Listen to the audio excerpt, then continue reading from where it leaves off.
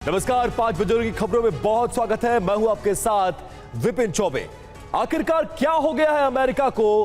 पिछले 10 सालों में पहली बार ऐसा हुआ है जब कोई अमेरिकन प्रेसिडेंट चाइना के दौरे पर गया और बहुत आशाएं और आकांक्षाएं लेकर गए हो, लेकिन वहां से वापस आने के बाद अब क्या करेगा अमेरिका?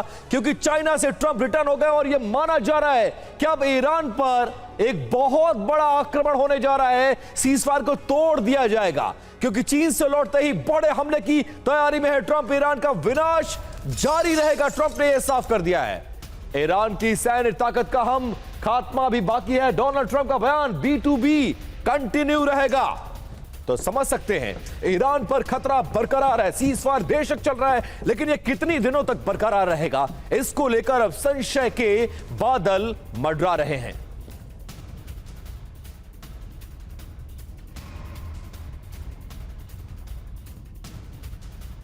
तो आप समझ सकते हैं चाइना से वापस लौट गए हैं डोनाल्ड ट्रंप और लौटते ही एक बहुत बड़ा बयान दिया है। ट्रंप ये कह रहे हैं कि ईरान का विनाश जारी रहेगा। ऐसे में सवाल यह है कि क्या दुनिया एक और महायुद्ध की दहलीज पर आकर खड़ी हो गई है?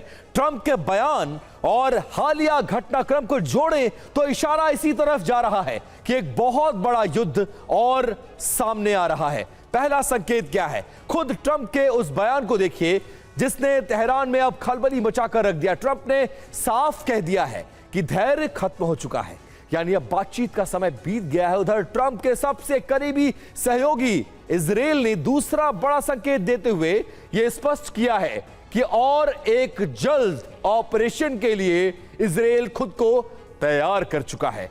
तनाव की सबसे बड़ी वजह क्या है? ईरान का परमाणु कार्यक्रम। तीसरा संकेत यह है कि ईरान का संवर्धित यूरेनियम अब कूटनीतिक तक पहुंच गया है और उससे दूर होता जा रहा है। खतरा परमाणु बम का है। और चौंकाने वाली बात यह है कि जो चौथा संकेत है, चीन की तरफ से भी एक्शन के लिए एक तरह से हरी झंडी मिलती नजर आ रही है। यह ईरान के लिए बहुत बड़ा झटका है। पांचवा संकेत, हॉर्मुज पर जारी तनाव। हॉर्मुज पर ईरान के रोज नए ऐलान, कभी टोल वसूली, कभी नया जोन, और अब अमेरिका की मांग यह है कि हॉर्मुज को खोला जाए। यह तकरार महाविनाश को जन्म दे सकती है। छठवां संकेत क्या है? पूरे पश्चिम एशिया में अमेरिका का नया भारी सैन्य जमावड़ा हो चुका है। सैनिकों की संख्या पहले से ज्यादा बढ़ा दी गई है। फाइटर जेट्स मिडिल ईस्ट में लगातार उड़ान भर रहे हैं। कैरियर स्ट्राइक ग्रुप्स भी वहां पर तैनात है। सातवां और सबसे खतरनाक संकेत यह है कि खाड़ी देशों से अमेरिका के राजनयिकों की अचानक वापसी शुरू हो गई है। इतिहास गवाह है कि दूतावास खाली होने का मतलब अक्सर जंग होता है। आठवां और सबसे महत्वपूर्ण संकेत यह है कि सीजफायर होने के बावजूद बार बार झड़पें हो रही हैं। शांति सिर्फ कागजों पर सीमित है। नौवां संकेत, सीरिया और लेबनान में ईरान के प्रॉक्सी संगठनों की घेरेबंदी तेज हो गई है। और अंत में 10वां संकेत, ट्रंप पर अपनी जनता और अपने सहयोगियों का बहुत ज्यादा दबाव है कि वह जल्द से जल्द इस जंग का अंत करें।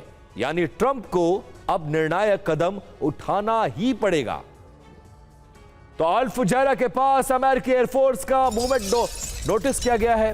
शिप बोर्डिंग वाले इलाके में दिखी है अमेरिका की मूवमेंट। अमेरिकी एयर रिफ्यूलिंग विमान की उड़ाने को ट्रैक किया गया है। फ्लाइट रडार 24 डेटा में खाड़ी के ऊपर अमेरिकी प्लेन्स की मूवमेंट को दर्ज किया गया है।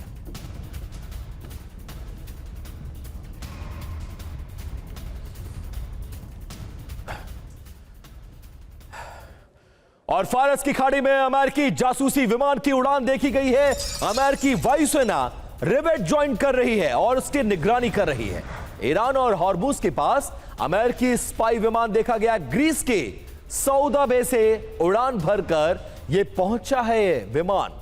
खाड़ी क्षेत्र में सिग्नल इंटेलिजेंस मिशन पर नजर रखी जा रही है इसके जरिए।